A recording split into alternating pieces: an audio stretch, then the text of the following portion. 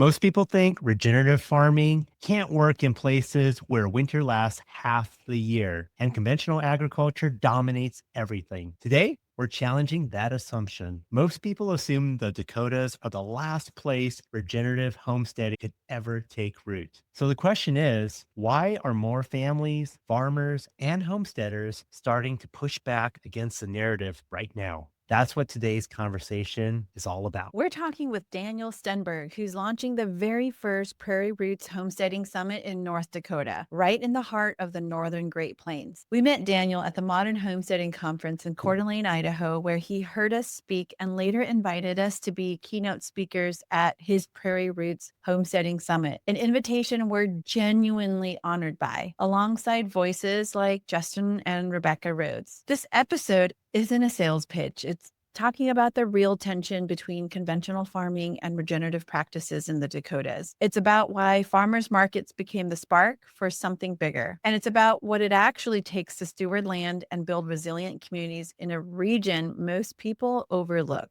So if you've ever wondered whether this way of life can work anywhere, especially the hard places, this conversation is for you. So let's get into it. Hi, Daniel, and welcome to the Call to Farms podcast. Thanks so much for joining us. Thank you so very much for having me. Appreciate it a lot. Sophie and I are so excited to be joining you at the upcoming Prairie Roots Homesteading Summit. Why don't you tell us a little bit about it and how this whole idea came to fruition? So my name is Daniel. I grew up in Western North Dakota, and I grew up on probably many people would consider a homestead in that my great grandparents homesteaded the land that we were on. And in 1906, it was one of the last opportunities to get free land through the Homestead Act because it was a hard place to get to. There wasn't trains, there's water on three sides of the county and then badlands on the other side. And so all of the other land in North Dakota got gobbled up, and this was the remaining land. And my grandpa had several siblings, so they weren't able to all be on the farm where he was born in the Fargo, North Dakota area. So he came out and homesteaded, and they went through the dirty 30s in the wars and changes in the farm economy and everything. And I entered the scene in the 80s, and there's still some remnants of what it was like. Things changed, obviously, but we grew up with a milk cow and gardening and things like that. And I moved away. I thought I wouldn't be back in my home community. I lived in Washington, D.C. for 5 years, and it was a great experience, and I'm very thankful for that experience. But then I also realized, man, I do what I came from, the roots that I have here. And so now here I am living 2 miles from where I grew up and trying to get a little bit more back in touch with the community and the land and doing kind of these homesteading type activities. I think that's beautiful to hear because we're also 80s babies and we tend to leave. I was in DC for a couple of years in college too, and then ultimately found my way back to my roots. And that's a common theme that we hear from a lot of people. It's great to see that. And now actually some of us are doing something bigger and greater and trying to make an impact and inspiring other people to come back to their roots. What exactly brought you back, and have you made changes to how your grandfather farmed? For them, it was a matter of survival that they needed to have a milk cow, have a couple pigs, grow all of their food, and they didn't really have the transportation to be going and picking where they want to be. So I see it as more of a choice now. In some ways, it can be more expensive when you create your own food than if you just go get it at the discount store. But I just see that there is something, for me anyways, like when you're able to grow things, make things with your own hands, there's a little bit more of the ownership that you get in that I just find very fulfilling, is when you can be a little bit more part of the process of what you're working with rather than just getting the final product all the time. COVID and everything also just highlighted that as well. I do like efficiency, and I do think that not every place needs to do everything, but also at the same time, there is some value in having some redundancies built into our food system, specifically since food is integral. But at the same time, we don't necessarily need to be growing bananas in North Dakota. But if we can have a little bit more of the redundancy built in, I think it's just better off for the whole world if we're not all reliant on only Arizona for our lettuce. Exactly. And our gut microbiome too. I've been looking into this. If you're in the North Dakotas or if you're here, maybe our guts isn't well adapted for tropical fruit. It wasn't meant to be a way that we have access to a lot of things these days, but it's a give and take. There's pros and cons to it because you would have to get it from other parts of the world, but it's also heavily sprayed, for example, and not necessarily great for us. When we were contemplating leaving California, we didn't know where to go. And we thought the upper Greater Plains or the upper Midwest would be a great place for us where we could still come back to the Bay Area, to California, or the Pacific Northwest that we love. So we considered the Dakotas, North Dakota, South Oh, wow. Dakota, and Montana. And I remember on one of the MLS postings, we ran into a couple of homes and homesteads that said they had some heated chicken runs. And I thought, why would there ever be a need? And then we realized, oh, it must get pretty cold up there. We have a lot of folks that reach out to us from all over the country, and many do come from the upper Midwest area. I don't know if you could tell us a little bit about what homesteading looks like in your area for those who are curious. What has affected the area is oil development in the 2010s. There's just a lot more opportunities for people to move here. And we got people that moved here from all over the place into rural Western North Dakota. When I was growing up here, the diversity was Norwegians and Germans, or Lutherans and Catholics. And then boom, the 2010s hit and we got people moving here from all over the place. And to me, especially after leaving and then moving back, the familiarity of having grown up here, but then the newness of new people coming in. And a lot of the people that have come in for opportunities, they are looking to spread their elbows, get a little bit more breathing room. So we've gotten a certain amount of developments that are 2 to 5 acres where people are looking to homestead. And for each person, that's different. Some people want to have more space to work on their vehicles. Other people want to do poultry. Other people want to do goats. Other people try to do beef. And in a small space like that doesn't always work. But some people try anyway. And that's the whole thing of homesteading is you can try a lot of things. And if it works, great. And if not, you pivot. Daniel, have you noticed a large influx of people coming in and more so after 2020? And you still see a lot of the newcomers coming in? Where are they coming from? I mean, we had an explosive boom, I would say 2015, but since probably 2016, 2017, things have stabilized a lot, but still the school population continues to see small 1, 2, 3, 4, 5% increase. It's not like the double digit increase year over year that it has been. So it's moderated a lot more, but we've been able to build out the infrastructure a lot.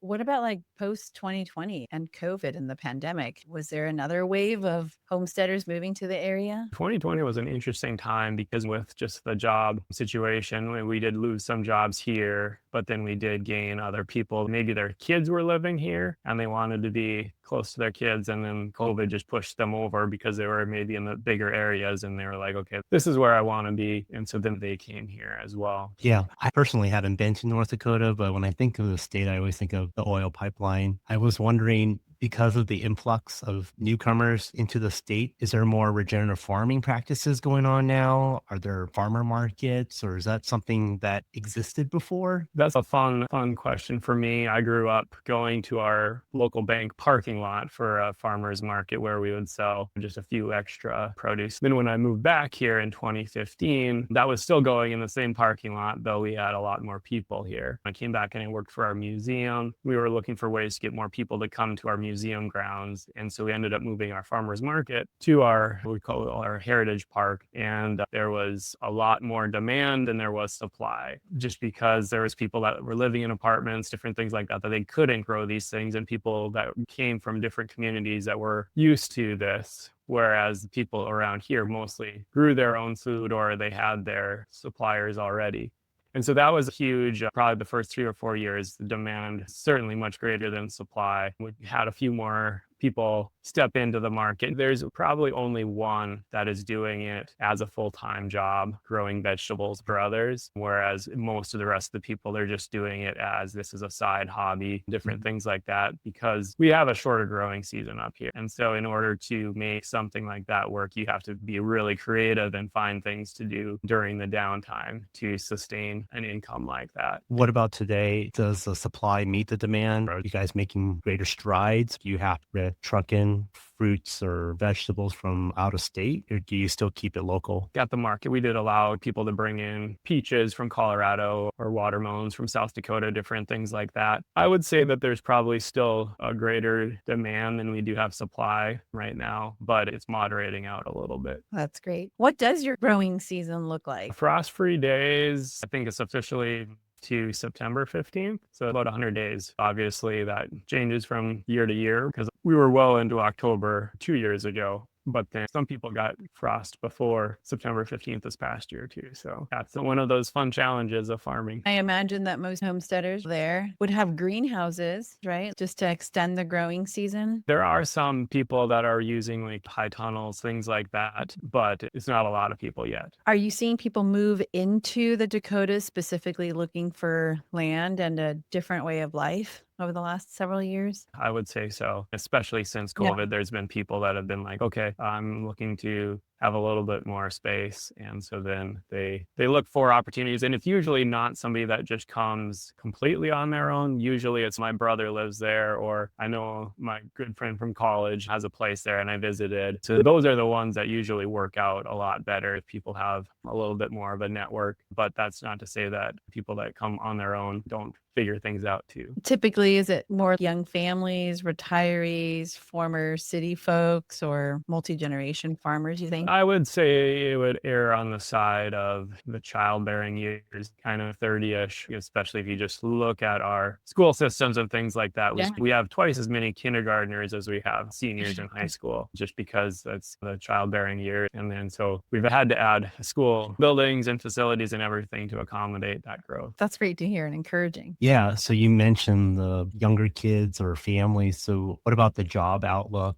economy in the area? Do most people have to commute to work? And what kind of jobs exist out there? Yeah, it is the petroleum industry that has driven a lot of the growth. But because of that, you get all of the other jobs that are needed as well. The retail jobs, more school teachers, more policemen, all of those have come along. That's right. I like that. Hardworking Americans. Yeah, and that's really what we found is that people don't necessarily just come pick here because it's going to be 70 degrees all the time, but people that are willing to work and put some grit into their lifestyle. So For sure. My hat's off to you. And for anyone who's homesteading up there, we know it takes a Lot lot of of grit.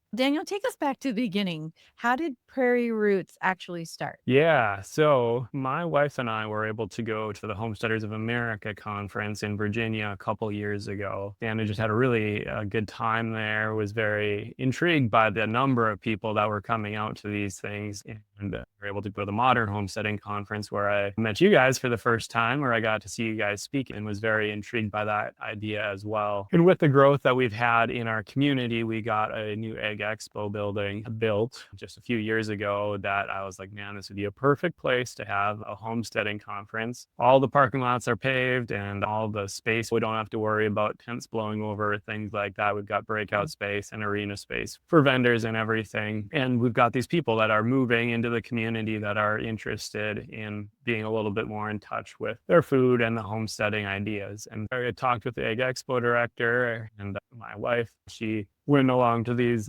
conferences as well and was intrigued as well. And so I was like, hey, let's give it a try. So here we are, May 15th and 16th, 2026. We're going to have our first Prairie Roots Homesteading Summit, and we're super excited about it. We are too. We are very excited about it because there's not really any huge homesteading event that happens there in the Midwest. We have big ones on the East Coast, the West Coast, but the Midwest is really missing and would be great to have some representation because we do get a lot of folks who are around the vicinity but have to travel. Yeah, and that's really our goal at the Modern Homesteading event, that an opportunity for people to go meet people from their state or their region. And I was the only one that was in the North Dakota spot. And then there was somebody from Wyoming that I ended up talking to because there was nobody.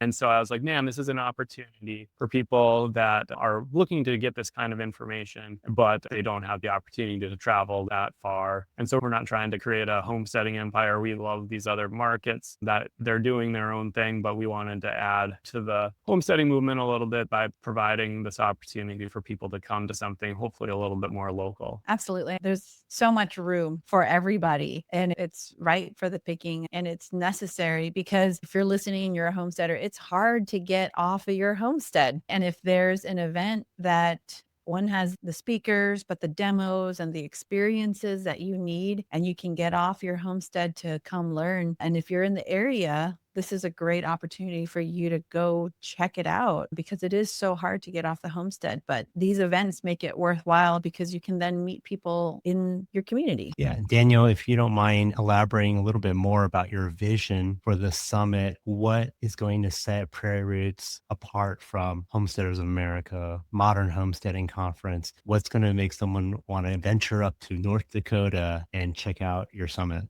We're excited. We've got Justin Rhodes and Rebecca Rhodes that will be coming. They're both known nationally. And then you guys as well as keynotes. And we're bringing in Janelle Anderson, who lives in Tennessee, to do cheese making opportunities. But then the rest of the speakers, all of the breakouts are much more local, just because we do have some unique constraints that we deal with in the upper Midwest with growing seasons, soil health, different things like that. And so all of those others are going to be from that perspective of shorter growing seasons, challenging soil, different things like that. We want our local area to have that opportunity, but then also for people that might be from further away, but have never been to North Dakota like you, Tim, but have been like, man, I'd like to go, but I haven't really had a reason to go check out maybe Teddy Roosevelt National Park. May is a beautiful time to be visiting North Dakota. The frost-free days have passed by that time. We think it will be mostly probably a 500-mile radius from the area, but then we also will attract some people that are looking to have a reason to come to the Dakotas as well. Yeah.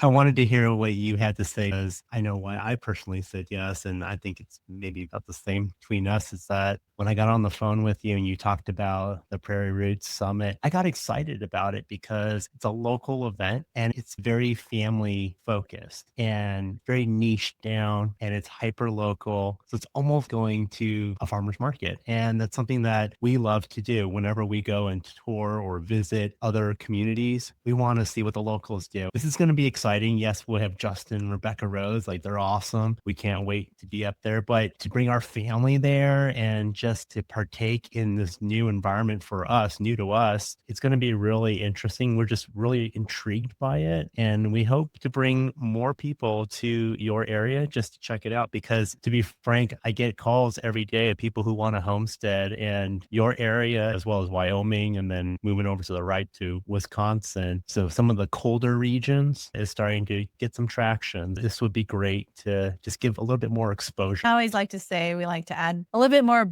biodiversity. I know Justin Rose will be teaching a chicken butchering class, and then the next day I'm going to be able to make chicken pho and share with people how to make that chicken into a very nourishing broth. Actually, we might be doing that the same day. But that way you know how to cook with a live chicken. And when I teach these classes, I teach kimchi and I teach how to make nourishing food with what you have, especially on your homestead. Many people don't know how to cook just a whole chicken. And that's what I grew up with. That's one of the most economical protein, but basically the most economical animal to raise on the farm and in abundance too. And it's easy if you're single, if you are a small family yourself, if you have small acreage and you don't raise ruminants, chicken is just something that is so nourishing if you can raise it and then learn how to cook it and stretch it into 3 different meals. So I'm excited personally to share that because when we're feeling under the weather, actually, we just had pho tonight. So the weather is cold, which I'd imagine for many months out of the year in the Dakotas, it's something everybody can start making is our special Vietnamese chicken noodle soup, essentially. I'm glad to be able to share that. Yeah, we're excited for that. To bring in some new ideas as well. I think that's great. There's going to be the familiarity of people at all different levels in their homesteading journey. Some people, homesteading to them is, I'm going to make a cooked meal for the first time, get that chicken at the grocery store and it'll be parted out or whatever, which is, I think that's fine. And then the next step is 2 years down the road, you do have the opportunity to grow your own chickens. So to see the various ways in which you can enter into the food chain, getting it a little bit closer to the source, I think that's generally the idea and the goal for homesteading. We always say start where you're at. And oftentimes I like to say start in the kitchen because you can start to learn a lot, learn about what you're going to eat, what you're not going to eat. When we first started homesteading and started gardening, we just grew everything everything that had a seed packet and we just stuck it into the ground. And then when it came to harvesting, we were overwhelmed. We didn't eat half the things, like collards or something that we don't eat very much. We should try to, because it actually lasts through the winter time, even with snow and frost. Like the collards and the kales do really well in our area, but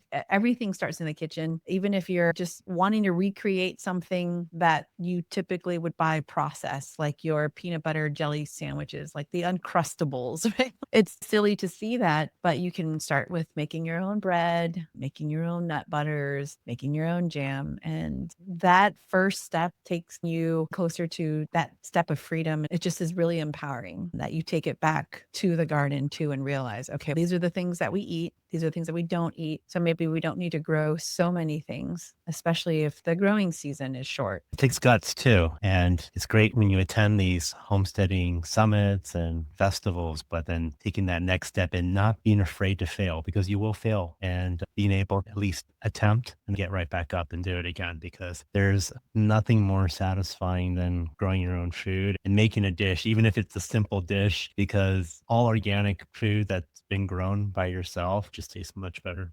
Daniel, for someone homesteading or farming in the northern US who maybe can't attend the Prairie Roots Homesteading Summit, what is one principle that they should understand about making this life work up here? I think it is just that grit aspect. They're going to try to make something work. And there's also a time for we need to pivot. It just doesn't make sense to keep doing that.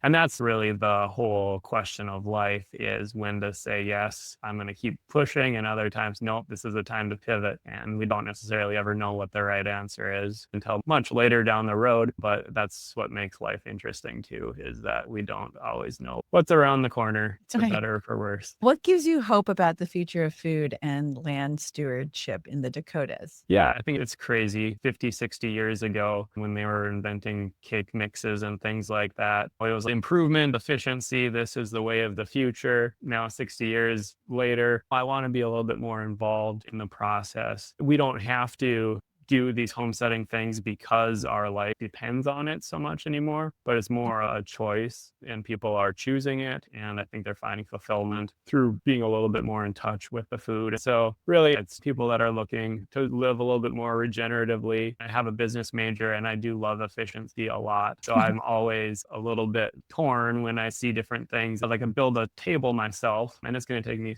30 hours to do it. I could go to a big box store and purchase it for less probably than what I spent in the supply. But when I go do that, I just have that much more fulfillment when it's something that I was a part of. And that doesn't have to be for everything, but you pick and choose the things that make most sense, either because you want something customized or you just want to challenge yourself in the process. There is interest out there, but once you get people together, there's other people that have similar interests. When you can come to an event like this and see there's other people that have similar motivations and goals, that just boosts everybody's morale. You find new friends to talk with and commiserate over when things don't work as you planned. Not That's right. commiserating. I like to say there's more synergy involved. There we go. Yes. We always say that homesteading is a lifestyle. It's a choice. Yes, it might be cheaper to go to the grocery store, but it's not as fulfilling, to your point, Daniel, when you are able to build that table, grow your food, cook the food, put it back and build the soil. We were made to cultivate the soil. I think that's part of our DNA, regardless of wherever we come from. I'm really excited. And thank you so much, Daniel, for inviting Tim and I and our children to come speak and share about how we have our homestead and how we raise our children up with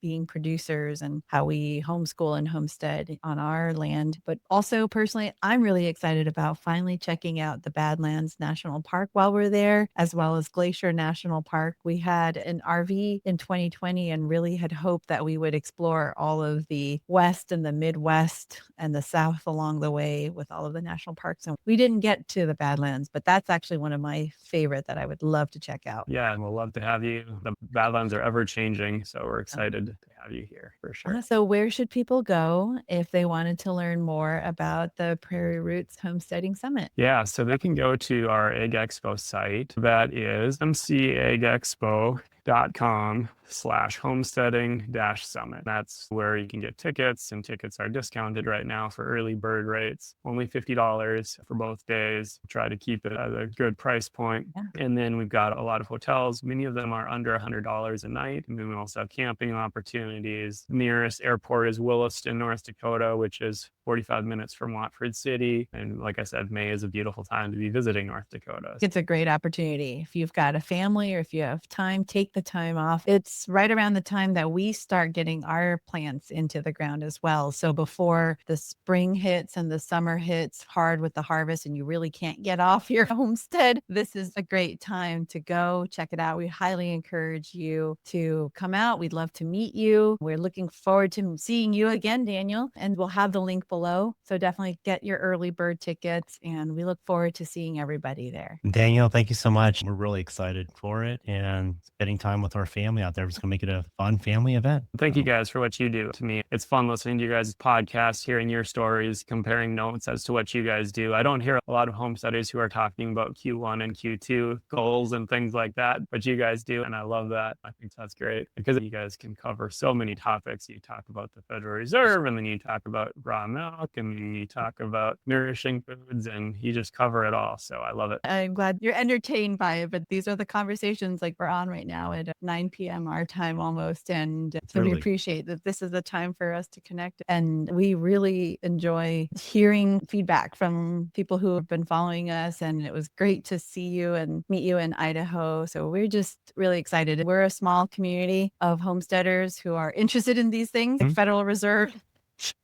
to corporate speak, and how we run our homestead efficiently. I did catch on to you saying that as well. You've got that background to run things efficiently and effectively. So it's great and encouraging to hear from you as well. Yeah, we can't wait. And we'll see you in May. And we hope to see all of you who are listening as well to join us. So until next time, stay healthy. Thank you so much, Daniel, for being on our show. Guys, take care.